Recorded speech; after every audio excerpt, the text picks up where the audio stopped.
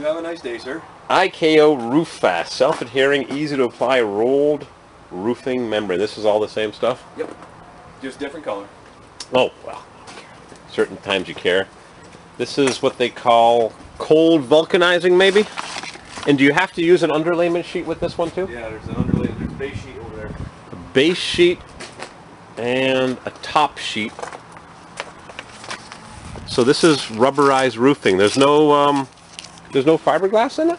Oh yeah. There is, because it's really rubber. They have to. To give it some strength. That's how it goes. I can tell you the process. It comes out of a holding tank. It goes into a big vat. Okay, the vat's probably about this tall. Right.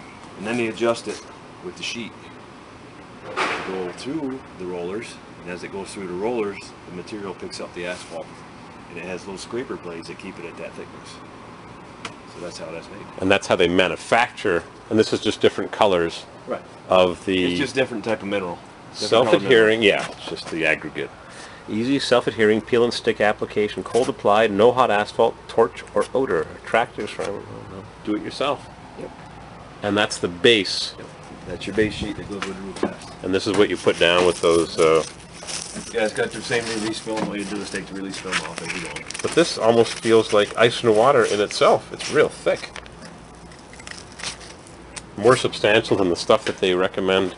Right. I got to get the price for this, because the decision I have to make is, do I use the torch down, which this is still the, that's roll roofing, roll roofing. This is, here we are. This is the torch down stuff, which is fiberglass base sheet, 3 squares, $53, and smooth torch down roofing, 1 square, $87. And this is it. That's it. This you have to use that big rosebud torch, kick it down. Yeah, that's what you want to use. This is the base sheet, but this base sheet is so thin, it's like... Funny, huh? Fiberglass base sheet. They don't make a heavier base sheet, huh? Nope, that's the stuff part right there. Wow. And this is, again, as very thin fiberglass. This is made with poly. Poly. Yep. Poly, what is it called? Polyflex. Made by Polyglass Mappe. This is made by, you said, John's Mansville? Well, we used to make that over here. It's pretty much the same thing, but it's, you know. Smooth torch down roofing. 1 square per roll, and 1 square was 100 square feet. 100 square feet, which is 1 square was $87. And that stuff is 3 squares for $53. But again, it's just the base that you put down with the. It's fiberglass. That I put down over my new sheathing, my 1/2 inch. I'm going to use 1/2 inch OSB, not 7/16. It's worth the extra $1. But if you go up another to 5/8, it goes up $3.50 in price, $3.50, and it's T&G the 5/8. I'll just use 1/2 inch. Just that bugs me that it's so easy to rip. You can almost see through it. And there's that. Well, it's the same as ice and water. I mean, you can tear it out with your fingers. Really? The ice and water is around the corner. That's that stuff that I used under the shingles on my low slopes. I just like the idea better of the cold vulcanizing, or I just overlap it. I'll overlap it 6 or 8 inches. Really thick, rubberized roofing. Roof fast. Interesting. All right. The mineral is actually compressed into that. Right. And the minerals to keep the sun from beating on it. Now this, you could only overlap it that amount, which is probably... That's your lap. Your lap is built in. That's basically what they recommend. Yep. It should be like I think it's almost a 3.5 or 4 inch. Yeah, something like that. Yep, same thickness of my piece of paper that I folded. Which sells more, or this looks like it's been hanging around forever? Just depends. What do they recommend for a pitch? Storage, handling, use nails with minimum 3/8 diameter head to penetrate through deck. Apply above 40 degrees, yeah, try 70 degrees. Here it is, 1 in 12 minimum pitch, which is probably what I'll have. 1 inch in 12 inches, not a lot. Yep. All right. Oh, what a racket. That was got the building supply at 2 o'clock. Now it's 8 o'clock, 6 hours later. I don't do this very often, make videos that are hours and hours apart. But you can even make the beginning of the video at the end and the end of the video at the beginning. That's the way some movies are edited together. This is the roof that I've got to redo with that rubber roofing. Either torch down or cold vulcanizing. Goosenecks everywhere. The only alteration I have to do to the building is right here. I've got to put a drain right where that bucket is and run it through the guy's living room or under the new roofing between the original deck and the new deck I'm going to put on, and run it down to that pipe there, which I might have to do some surgery on the roof and open this up and put a channel in, because the water obviously has to run downhill. And if I could put it closer to the apartment, to the heat, it would be better, so it wouldn't freeze and blow up and cause big problems. Some of the heat escapes the building and keeps the roof drains from freezing.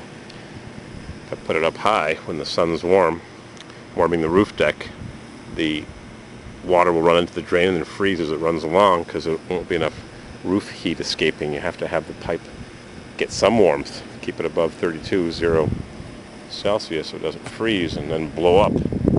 That's the problem. There are toilet vents which are wet below the toilet and dry above it, but if I cut that down to 0 and run a 2x4 from 0 to that one there, which is what, 15 feet away, 5 meters away, split it in the middle, have it the highest point there and the lowest point here, then back up and down, but you can do it on this side of the building and at either ends, but in the middle of the building on this side, the south side, I've got a drain way over there and no other drain until that one. I can't get enough pitch here. What I'll do is I'll put a string line up and I'll measure. If I split it right down the middle, which is right where the bucket is, that's my high spot. I could run to that drain, but it's also got an obstruction of these goosenecks which vent the kitchen. There's 3-inch flexible pipes running up through the building. They just end there and vents the kitchen and bathrooms. Not a really big deal, but they're there and nobody uses them. But could try that and avoid doing any plumbing above the roof deck, because I don't want to have any frozen drain pipes. Otherwise, the rest of the roof drains, future roof drains, this one's kind of far as well. There's one here. And the next one is, it's an existing roof drain, which has got some problems. It's getting dark. It's just after 8 o'clock. I put a patch here a few years ago. Look at that, it's bulging. So I'll have to address that. But if I put a new roof on here, put some 2x4s, some 1/2-inch OSB, which is that thick. 7/16 is too skinny, 1/2-inch. 5/8 is a $3 upcharge, $3.50, whereas from 7/16 to 1/2-inch is only $1.50. Cement block wall here, concrete block wall.